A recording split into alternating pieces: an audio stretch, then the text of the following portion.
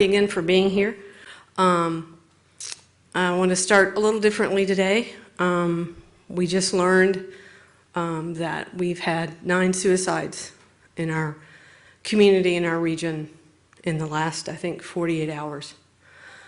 That's startling and disturbing and really, really challenging to think about how some of the things we have to do as a community right now could be contributing to those things. It doesn't mean we need to change what we're doing, just might maybe we need to change how we're responding to each other and to the situation. So I'll give a quick situational update and then kind of wrap things up. Our current case count is 300. Oh, sorry, 30. I added a 0, 30, thank you, Charity. Wow, that would have been a startling revelation too. Hospitalizations are still at 6. These are people that have been hospitalized at any time during their illness, and 11 people have recovered. So I think the more important message today that I want to deliver is that now more than ever, we need to be kinder and gentler with ourselves and with each other. And if there's anybody out there who's struggling,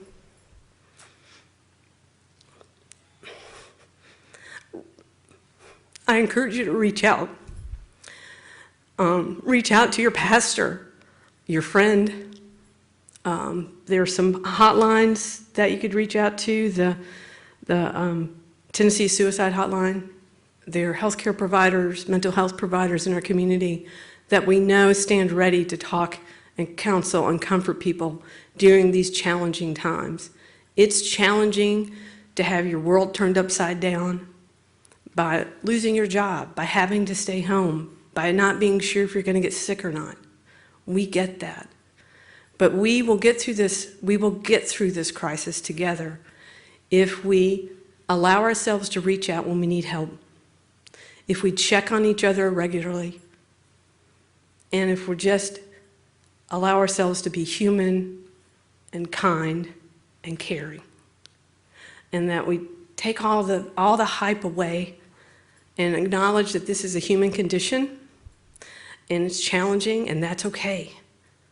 It's okay if you're struggling. It's okay if you're scared.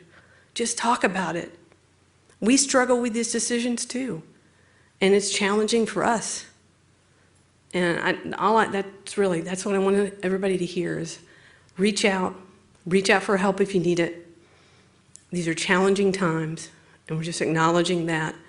We're acknowledging our humanity and all that goes with it, all the amazing stuff and all the scary stuff that goes with being human, with that human condition. So I'll open it up for questions now. Dr. Buchanan, thank you. Obvious that this has had a profound impact on you personally, so just thank you for addressing this latest news. The mayor's news release says that, he calls those numbers shocking, and says that we have to determine how we can best respond to COVID-19 in a way that keeps our economy intact. Can you say whether the current safer at home, keeping non-essential businesses closed, can you speak to whether that is the best approach at this point? What I can say is that we know that the data supports the action of social distancing and reducing exposures by closing businesses. What the data doesn't tell us is the human challenge of that and the economic challenge of that. And those are real. And we are balancing, along with the mayor, balancing that impact on our community, both economic and emotional, and that public health piece of risk and protecting people from getting sick and reducing the number of people that die from COVID-19 in our community. And it's not either or. We have to look at both, and we're doing our best to look at both. And that's just how we're going to have to move forward. Dr. Buchanan, while obviously the numbers have coincided with the coronavirus arrival, do you know if there is anything that links any of these particular suicides to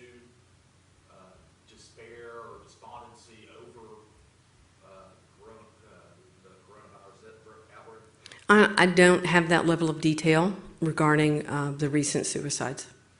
Dr. Buchanan, we've talked about how we all as a community need to come together to social distance, how we need to, make sure that we're doing our best to stop the spread. How can we, as a community, help this issue here? How can people who are watching who want to reach out to their friends and neighbors, what's the best thing for people to do? Follow your heart. If that means calling somebody, good old-fashioned telephone call instead of a text, there's a little more human connection with a phone call. FaceTime. I FaceTimed with a friend's newborn baby the other day. It was great. We have so many ways to find a way to connect with other humans. That doesn't mean we have to be physically close to each other. It's more challenging. It's not what we're used to, but it works. It works to comfort. You can provide comfort without breaking those social distancing guidelines. And I encourage everybody to explore that and see how you might make that work for you. Dr. Buchanan, yesterday you kicked off your briefing with gratitude, and your team has sent resources to us to highlight some of the good going on in Knox County right now. We appreciate that, and I wonder your emphasis to highlight the good and to highlight some positive. Is that a sign that all of this that's going on is having a real effect on maybe your office and your team? You're all human. We are, and we strive to make the best decisions for our community in taking into consideration so many different things. Taking into consideration the public health piece, the economic, the social, the emotional piece. And I'll be honest, my staff is working really hard. They're working long hours. They're trying to give people information that's accurate and usable and actionable. The information is changing very rapidly. We're trying to keep up with that. We are keeping up with that. But it's our job, and we enjoy our job. We enjoy what we're doing. We enjoy strategizing on how to make the best decision for our community, make the best recommendations to the mayors about what the next step is for our community. So we're proud of what we do. I'm proud of my staff. And we do take our time to acknowledge each other and acknowledge that we're working through this, letting people have days off and stuff like that. I just wanted to follow up on Scott's question, if I could, about correlation versus causation. You said you didn't have that level of detail to conclusively demonstrate it, but I'm guessing from the fact that there was a press release and you opened by talking about this in such an emotional manner, a personal manner, that this is highly unusual to have that level of suicides within such a defined time period? It is, and there's some of that data in the press release that went out, but I believe we average around 80 or 90 suicides in Knox County a year. I think that's correct. Is that somewhere in that range? So to have 8 in the last 48 hours is startling, certainly. Dr. Buchanan, we've talked a lot about this virus. There is some good news even in the data you guys are releasing. 11 patients have recovered from coronavirus in Knox County. That's a third of the people that have been confirmed positive. Can you speak to that hope that this is getting coronavirus, not necessarily a death sentence for everybody? Sure. It's not something Sure. that, it's serious, but not necessarily that level. Right, and that's a great point. We know from the data from other places, and even the little bit of data we have now locally, that most people recover from coronavirus, and a lot of people don't need to be in the hospital. If we look at our 30 cases, only 6 of those have had to be in the hospital. And we know that there will be some people who get very ill and require hospitalization and might even die from coronavirus. But we also know the majority of people will recover. And a lot of people who get coronavirus don't even seek medical attention because they don't get that sick. So, our message kind of remains the same. It's hopeful. Coronavirus is an illness that most people will recover from, and that some people will barely notice that they have. We still advise people to stay home if they're sick, just to reduce the risk to everybody else. And I'm hoping this will continue to solidify our community, to support one another, and to say, okay, I'm going to take that step and stay home to protect the other people in my community. Dr. Buchanan, yesterday your message, if I could summarize it, was keep up the good work. Keep up the good work. We're coming up on a weekend here, and we're experiencing some beautiful weather. I'm curious to know if you maybe have a message customized to those factors. A lot of people are going to want to get outside and get together. That's what we're conditioned to do. What would you say to the public heading in Saturday? Well, I'd encourage folks to get outside, enjoy the beautiful East Tennessee spring with all the sneezes and beauty that it brings, but maintain that social distancing. I've been to Lake Shore. I've seen people out there. They are maintaining some distance. On the way home yesterday, I saw some folks gathered on a little hill in their chairs, sitting apart from one another. So it was a little community gathering. There's so many ways we can get together and not have to be physically less than 6 feet apart. So you can still get outside. Getting outside and taking a walk is really great for one's mental health. It's a great stress reliever, and I encourage everybody to do that when they can. But again, maintain those social distancing rules. Try to stay 6 feet apart. It's going to reduce risk for yourself and for your friend that you're walking with. Dr. B, if I may ask a question, I understand yesterday you guys had a meeting with some of the hospitals talking about surge protocols and the possibility of that. What information can you share that came out from that meeting yesterday? Well, so what information I can share from that is, I keep forgetting to repeat the question. So the question was about surge protocols for hospitals. So all of our hospitals have started to implement their surge protocols, and you heard about that last week when they canceled elective surgeries of certain types. Again, the really good news here in Knox County and even surrounding counties is that our hospitals come together in these times and work together. They move forward in lockstep. So the next phase of that will be some other elective surgeries that will get canceled. They're kind of phasing that in. They've all started preparing to how do we surge internally. They're all going to do that together. We talked about getting ready for other options and planning for that. We're moving forward with that as well. But again, together, so that it'll be a coordinated effort for our citizens, and people will get the care that they need in the place that they need. They usually probably in the place where they usually get it.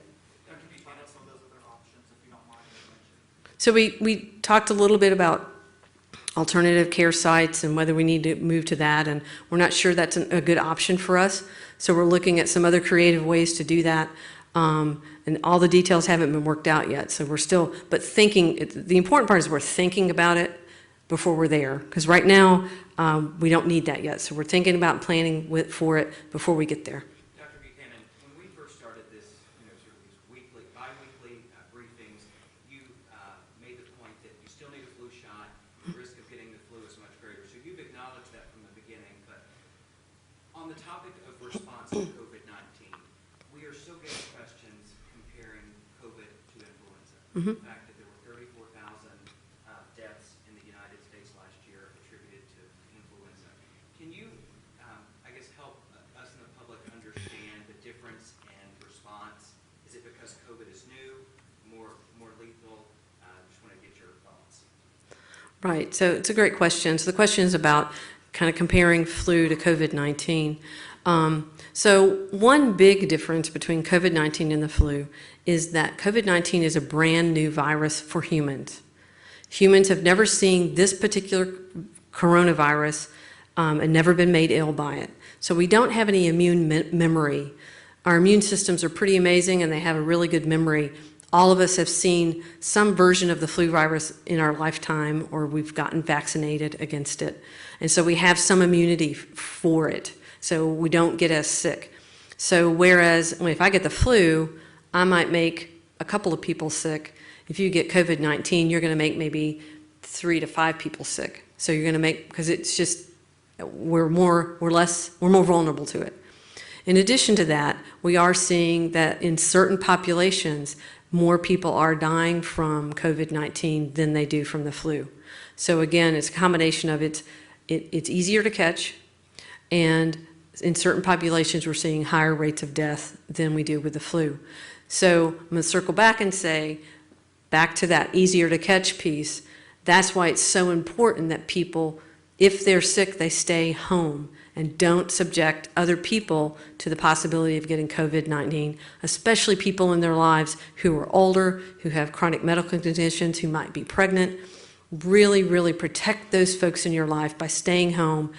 And, you know, if you want to visit your grandma, right now is maybe not the best time to do it. Send her a card, give her a call. If she can text, give her a text. My dad does pretty well texting. So those are all ways to communicate and connect with people without physically seeing them. Yesterday, the numbers that the health department put out had 2 people who were 91 and older listed. This morning, there's only 1. Is that a categorization change? Is that, do we know what's coming out? Do we have a Right. fatality yet? No, no. And also, a follow-up to that is spread into any nursing homes that you're aware of. So the question was about the case count and the ages, and that appears that somebody came off the case count who was in the older age group. My understanding is that the lab confirmation for that person indicated they did not have COVID-19. I'm looking at Charity. So they were taken out of that. So that we were waiting, there was some lab, that was a preliminary, and the final lab confirmation indicated they did not have COVID-19. And so no, we haven't had any deaths in Knox County. Currently, we don't have any outbreaks in nursing homes or long-term care facilities in Knox County either. Very grateful for that. And I'm very grateful for the fact that most of the nursing homes we are aware of and we've spoken with are being very diligent about not letting visitors in, and we really appreciate that because we know that really protects that vulnerable population. Dr. B, my sense it's not on the last question, but the safer home order went into effect on Monday, correct? Yes. Through the first weekend, Sunday's coming up. How does this impact churches? Those seem like those are covering the safer home. They should not be having services this weekend. Right. Our recommendation would be that you don't hold a church service in the physical building of the church. And I know our church congregations are being really creative about how they accomplish gathering and worshiping. We certainly want people to continue to worship. Some places are moving to an online way to do worship. Some places are encouraging smaller groups to get together. Again, they need to keep social distance. And I actually heard about one church that did a drive-through, like a drive-up, not drive-through, drive-up church, like a big drive-in theater kind of thing. I don't know how they accomplished that, but people pulled up in their cars and the pastor spoke outside. So our communities of faith are being very creative in how they continue to worship and come together. And I think that is so important that they continue to do that because we all draw strengths from different places. And for a lot of people in our community, their community of faith is a place they draw strength, and we want them to continue to do that. Do you mind speaking again? I think we're good, guys. That was the last question. Thank you very much. Thanks. Can I say a word, please? Absolutely.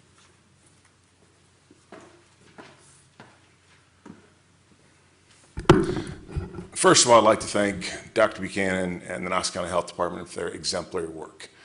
They have worked hard, and I'm extremely proud of everything that they've done. And the reason that we have not seen higher numbers, I believe, is in large part to the work that's being done here. This is an enormous issue. Social distancing is the real deal. I can tell you in my own life, that's what I do. I have not probably got within 6 feet of my wife now in 2 weeks, even though we live in the same house. I have not visited my in-laws, who are both over 80 years old. I try to maintain my distance as much as possible. I have washed my hands probably more in the last 2 weeks than I ever have in my entire life, as well as keeping hand sanitizer on me at all times. And that's what we all need to do. In the end, this comes down to personal responsibility and people protecting their own health while protecting the health of their loved ones and their community. And government can, we can say you need to do this or that, but if people don't do it, doesn't matter what we say. So I would encourage everyone to take their own responsibility for this, because that's the only way that we're going to get through it. I would also encourage everyone that to take a positive attitude towards this. And I've been pretty disturbed by the messaging that I've seen come from all sorts of different places. Okay? We're gonna get through this. It ain't gonna be easy, but we are going to get through this. But people need help. I wake up every day, they need hope. I wake up every day at this point just thankful that I have a job, because some people don't. I wake up every day happy that I'm healthy, because some people aren't. But together we are all going to get through this, and we're going to be stronger for it. We're going to be a better community for it. But it begins with each of us. No matter what Dr. Buchanan says, no matter what all the experts say, we have to internalize that.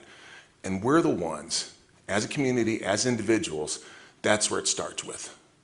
So I would hope that our messaging, all of us, beginning with me, is one of optimism, realism, but also hope.